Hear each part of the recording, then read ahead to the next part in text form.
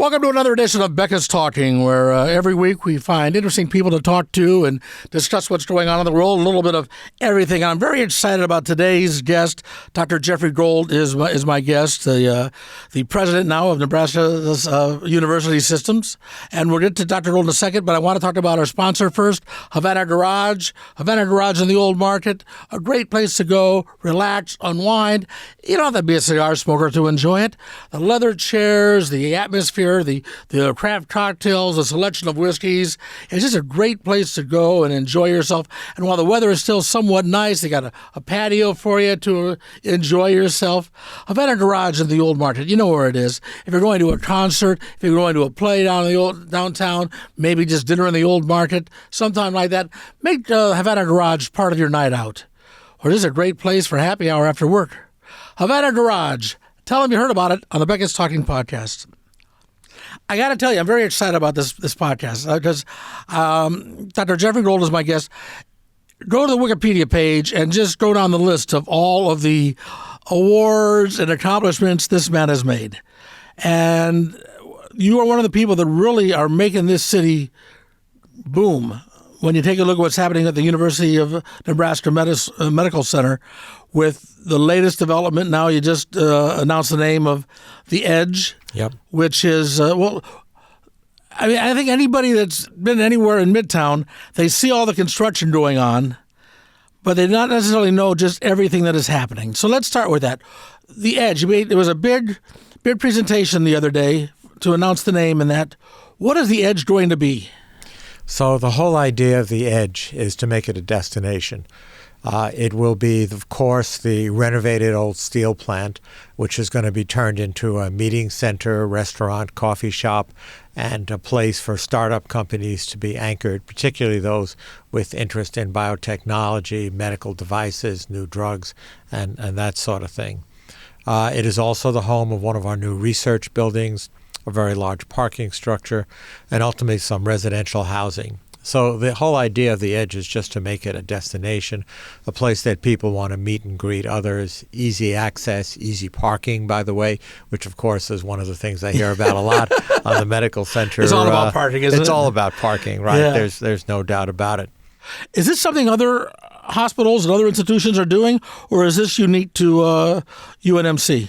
Well, it's a bit of a blend. We needed more research space as our research programs are rapidly expanding, and that's an important part of our focus on growing the academic excellence of the university and the University Medical Center.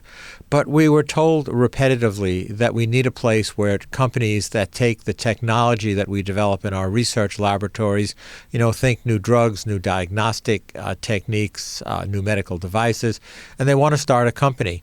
And right now, the majority of those companies get started on the East Coast and on the West Coast. And we'd like to anchor some of those companies here so that we can see some of the economic development for the community that will come out of those discoveries. It's not unique or unheard of, but it's a blend of a social destination and a business development activity. The research you're doing, is it focusing on one particular illness or one particular disease? Is it, whatever somebody wants to come and try to develop a new drug or a new procedure, come and use our research facilities? How will that work? Well, it's a little of both, Tom. We have a lot of expertise in cancer research, for instance, particularly in pancreas cancer, leukemia, lymphoma, other solid tumors. We're doing a lot of work with CAR T therapy, which is a new way of curing cancers that otherwise would have been untreatable years ago. But also we do a lot of research in heart and vascular, so-called cardiovascular illnesses. Think coronary artery disease, stroke, heart failure, the number one cause of death in the United States. And then, of course, we do a lot of work in highly infectious disease. I'm sure the community is well aware of the work we've done during the Ebola days back in 2013, 2014, all of our work with COVID. We actually just deployed a team of leaders to Rwanda in Africa to deal with some of the outbreak of Marburg virus disease.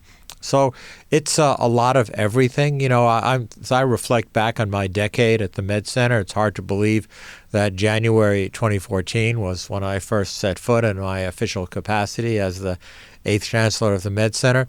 We were doing about $75-85 million a year in extramurally, meaning outside funded research. We finished last year at about $250 million. That is a very, very rapid rise, and that trajectory, that hockey stick growth, continues to be ongoing. You talked about you want to see people come to Omaha and do their research here and set up their companies here. Are there any problems getting people to come to Omaha? In other words, I know that Omaha doesn't have a bad reputation, but it really has no reputation, I think, outside of, the general, vicinity. So when you talk to people about coming to Omaha, maybe especially young people, are there problems that may be roadblocks in the way to achieving what you want to achieve? Our experience has been if we can get people and their families to make a visit here, we can sell them on wanting to live here. Certainly, we have had no difficulty at all in recruiting top-tier talent to the University of Nebraska Medical Center and our clinical partner, Nebraska Medicine. I look at our department chairs, our vice chancellors, I look at our deans and associate deans that we've recruited, even to the level of junior faculty. The talent is absolutely amazing. People want to be here. They want to be part of a growing, thriving academic medical center. And once they understand the community, and particularly people with younger children and, want to raise their kids in the environment that we have here, it is really not a hard sell. But, I'll tell you, frankly, when, 11 or so years ago when I was first asked to visit this community, one of the early questions I asked was literally, where's Nebraska? And, the person I was talking to on the phone, so that I should get a darn map, figure out where it was, because, I can't tell you how many times I've flown over it, but never into it. And I'll tell you, after one or two trips, I was sold for a kid who grew up in the inner city of New York. And, I'm a living example of a Nebraskan by choice. And so when people, are being recruited here and they want to talk to somebody who has grown up on the coast and has chosen to continue my career here, all they have to do is talk to me. And we recruit people. The director of the Fred Pamela Buffett Cancer Center was a long-time Yale investigator, came to us from the University of Arizona. The head of the Buffett Early Childhood Institute, internationally known researcher in the area of early childhood, again, came to us from Yale University. So we do not struggle to recruit top-tier talent. And you're also very lucky here in that there's a very strong philanthropic community that helps the university and helps the Med Center develop some of these programs. Oh, there is no doubt that it is the partnerships among and between the public sector and the private sector, and largely not just the businesses, but the philanthropic communities that really make our dreams come true. Because the private sector says, listen, if you don't have participation in your big ideas from the government, meaning the federal and the state and the local public sector, they're not in. And vice versa, our governmental partners, which are very invested in the university, their university, say if you can do this as a public-private partnership, we'll participate. So it really creates the best of all worlds. So as we talked about the edge and what that's going to be, it doesn't stop there. What else do you envision? I mean, I don't think I've been fortunate throughout my career to be able to take some tours behind the scenes at UNMC. I think that the research that you're doing with virtual reality, that whole department there, where surgeons can perform hundreds of surgeries now, and it's like a real surgery. Having had that experience and seeing that, it just boggles my mind. What else do you see now as we look to the future here? I mean, the edge is just a part of that. Where else does it go? Well, let's just take a minute and talk about the Davis Global Center and the IXL programming. We opened in the spring of 2020, right in the beginnings of the worst days of the COVID viral pandemic. And since that time, we've had 175,000 unique people go through the Davis Global Center for purposes of training. The use of augmented and virtual reality definitely makes healthcare safer.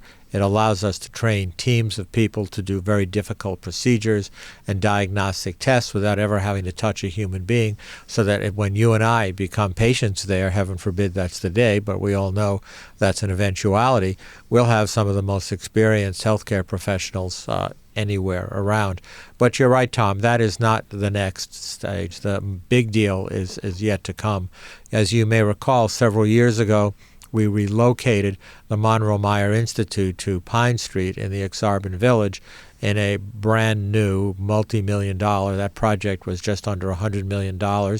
Again, public-private partnership, about $10 million of state dollars and another 80-some-odd million of private money, built the best Center for Intellectual and Developmental Disabilities in the country. And that's not just my opinion, but that's the opinion of many from across the country. But that cleared up about 7 or 8 acres of land just north of the Fred and Pamela Buffett Cancer Center, which was another public-private partnership. That's going to be the home of Project Health, a large public-private partnership that will not only replace many of our clinical facilities that are in this part of town, but will be the most phenomenal educational and clinical research center that I'm aware of, which will allow us to increase the number of doctors and nurses, pharmacists, dentists, therapists, technicians, social workers, and others that we educate and train every day. So this is about building the workforce for the health professions of the state. This is about expanding access to clinical research, which is life-saving in every possible way, and replacing, 70, 75-year-old facilities that are more than adequate today, but in another decade won't be.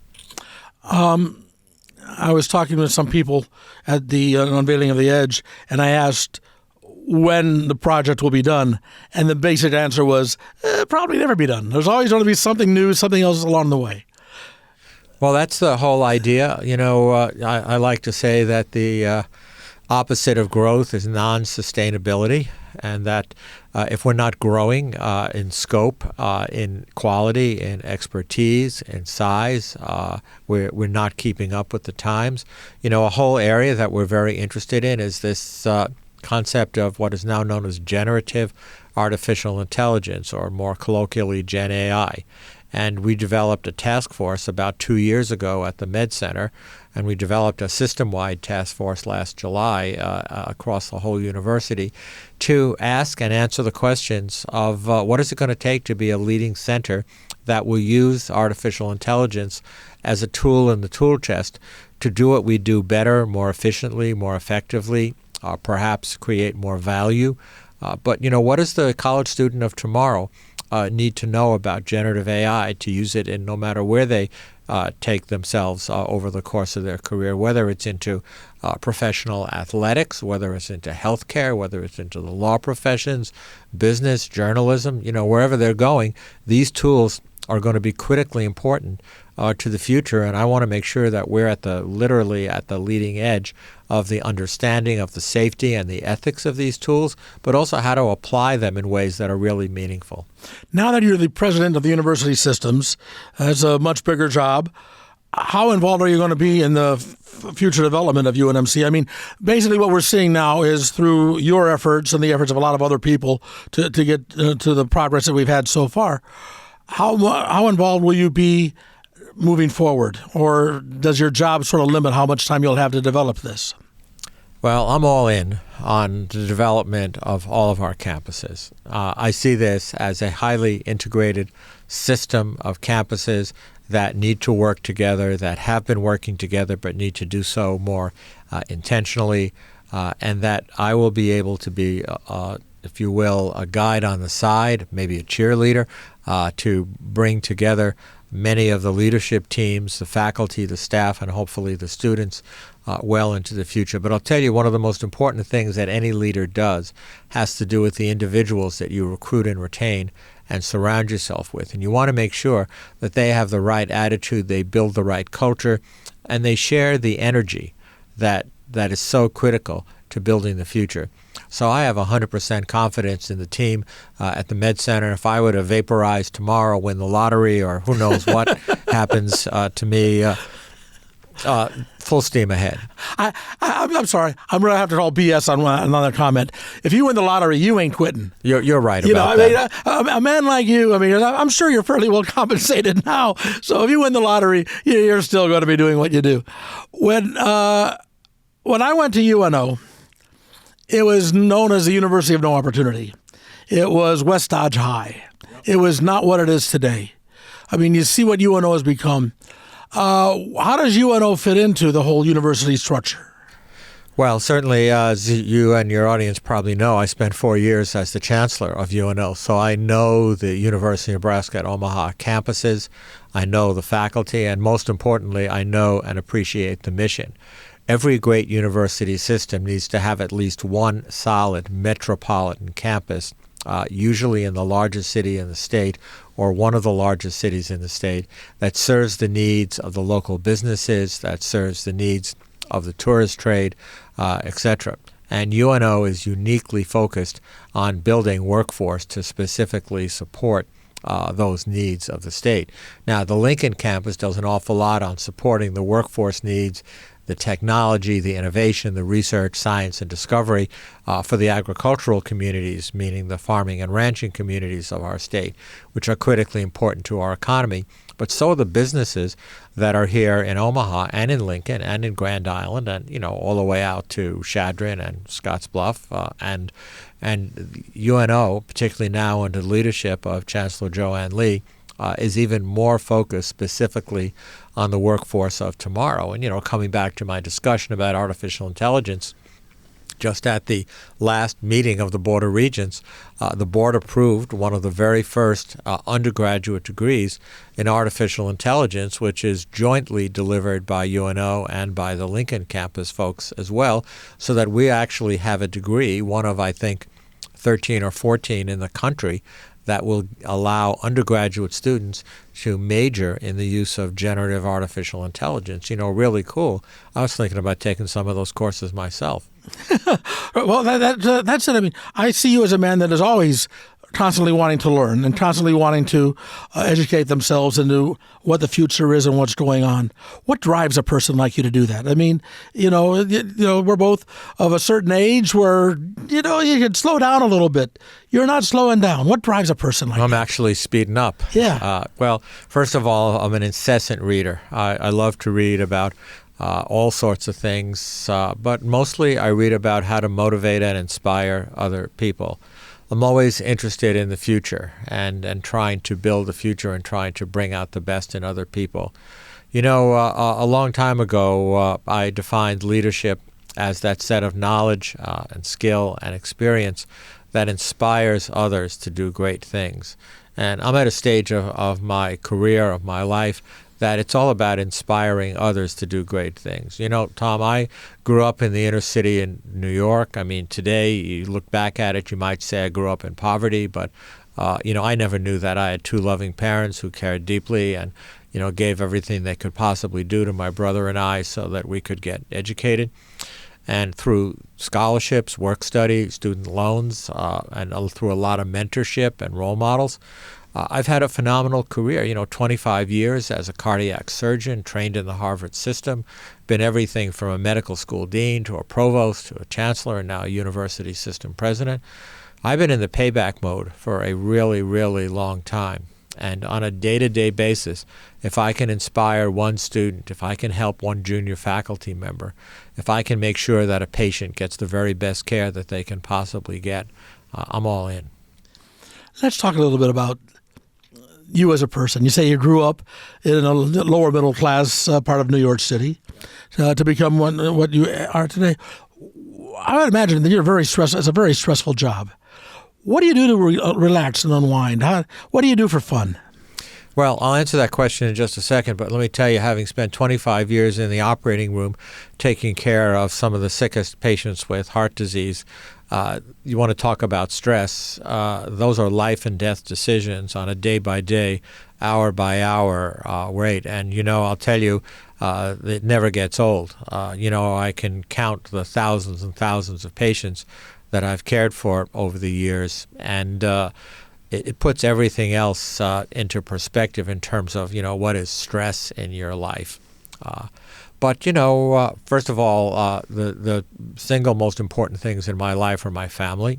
I've been married, last August was Robin and I marked 50 years together. Congratulations.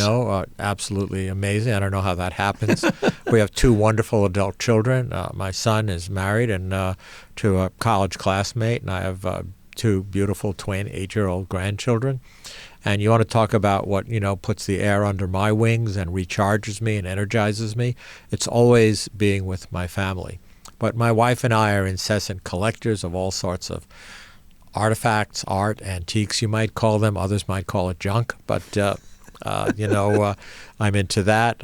My wife and I do crossword puzzles together, which has always been something to keep us, intellectually connected. She is far better than I am at it, by the way, but I do my best. But it is really my family that's much of the air under my wings that gets me recharged. Getting back now to your job as NU president, a couple of things that are going on right now in our society seems to be a lack of respect for higher education. You've also got the financial issues of trying to run these universities, which makes it tougher and tougher. How do you make college more affordable for students so they don't leave with, hundreds of thousands of dollars in debt to a pretty useless degree?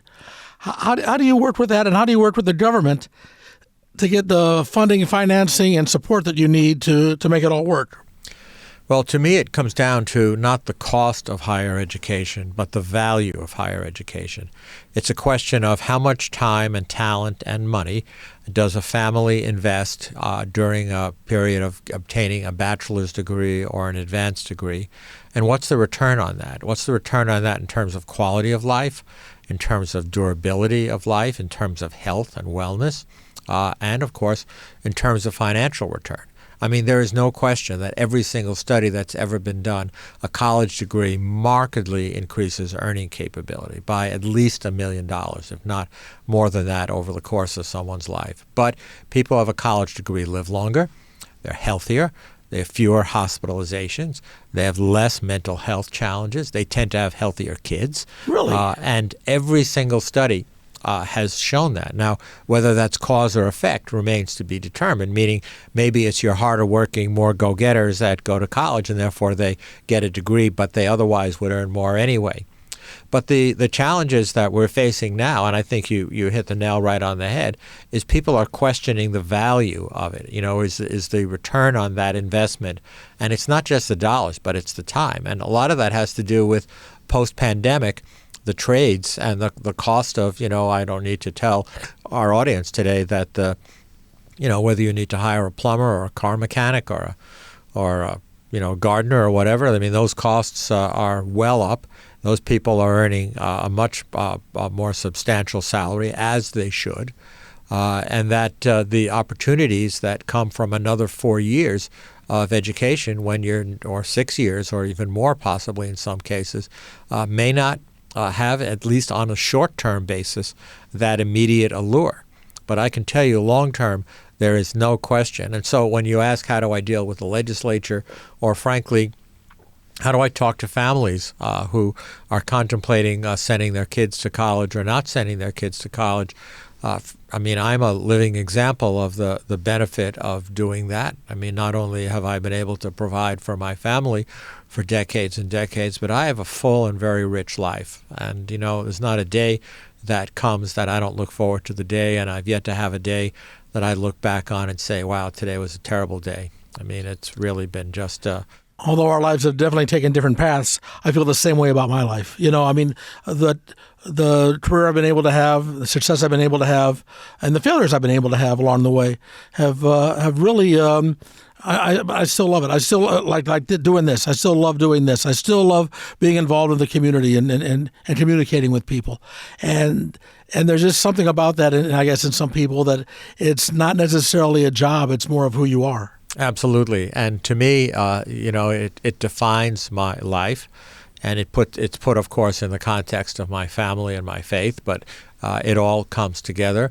I love telling the story about the university and about the Med Center, and I love anecdotes of how it's changed somebody's life, whether it's somebody, that was turned down for a critically important procedure with a diagnosis of cancer who was cured at the Med Center, or whether it's a first-generation student. I met a lady when I was recently down in Nebraska City who was telling me about her granddaughter who's in one of our nursing programs, and, were it not for the scholarship support that we provided, she never would have been able to go to college and fulfill her lifelong dreams. And, staying on the subject earlier about affordability and the value, we're doing everything we can to make higher education affordable. You know, when the Nebraska Promise program was put into place, that means that every single student who is at or below the average adjusted family income in the state of Nebraska can go to the University of Nebraska and obtain an undergraduate degree and paying no tuition, zero, none, not a dollar. I mean, that's half the population of the state of Nebraska. You know, recently, last winter, we put into place the Presidential Scholars Program, which is a program for students with not nearly perfect, but absolutely perfect ACT scores. And, you know, last year we added 7 or 8 to that cohort. This year, I understand there are over 20 applicants with perfect ACTs just so far, and we're only, halfway through October. So, I mean, we're doing everything we can. You know, the Regent Scholarships, which are phenomenally powerful tools for high-performing students of, you know, great academic merit, that waives their tuition completely. And then we have programs like the Rakes School and the Scott Scholars Program and the Kiewit Scholars, which are for students that are interested in information science, technology, business, engineering, and they get to go to college for nothing. Many of them get free room and board. And so we're doing everything we can possibly do to make college affordable, but at the same time to make sure that the value proposition is absolutely solid. Would you ever consider dropping certain courses and certain majors because the cost would never pay off on the other end? I mean, I'll take my own example here. You know, if you spend a lot of money going to school to learn broadcasting, you know, that you're probably not going to make that money up right away. You know, I mean, it's the odds of getting that big paycheck when you first get out of school is like 1,000,000 to 1. So, are there things that you might look at? Yeah. You oh boy, don't I know that? Would you consider dropping some of these courses so that students don't make bad choices when they go to college and just, you know, go to school basically to, you know, 4 years to drink beer and goof off? Well, hopefully we have very few, if any, students that go to school and drink beer and goof off. But the way we look at our course spectrum is pretty simple. It's driven a lot by supply and demand. So when we know that a certain major or a certain course combination is of high demand by students, we add resources, we add classroom time, we add faculty, we add research labs if necessary.